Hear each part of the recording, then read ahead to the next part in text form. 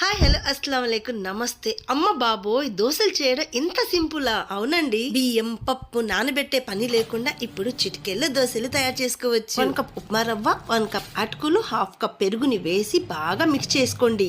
చూడండి, ఈ విధంగా బాగా మిక్స్ చేసుకొని పైన మూత పెట్టి 5 మినిట్స్ వరకు పక్కనుంచుకోండి. అటుకులు ఉప్మా రవ్వ కాస్త మెత్తబడిన తర్వాత మిక్సీ జార్ లోకి వేసి అలాగే 1/2 గ్లాస్ వాటర్ ని కూడా వేసి మంచిగా మెత్తగా ఫైన్ పేస్ట్ లాగా గ్రైండ్ చేసుకోండి. ఇప్పుడు ఈ బ్యాటర్ ని ఒక బౌల్లోకి మార్చుకొని రుచికి సరిపడినంత సాల్ట్, చిటికెడు సోడా ఉప్పుని వేసి ఒకసారి బాగా కలుపుకోండి. బ్యాటర్ మరీ పలుచగా కాకుండా మరీ గట్టిగా కాకుండా ఉండాలి. చూడండి, ఇక్కడ నేను చూపించే విధంగా అప్పుడే మనకు పర్ఫెక్ట్ అయిన దోశలు కుదురుతాయి. స్టవ్ మీద ప్యాన్ పెట్టి ప్యాన్ కి కొద్దిగా ఆయిల్ ని గ్రీస్ చేసి గరిటెతో పిండిని ఈ విధంగా వేసి స్ప్రెడ్ చేయకుండా అలా వదిలేయండి.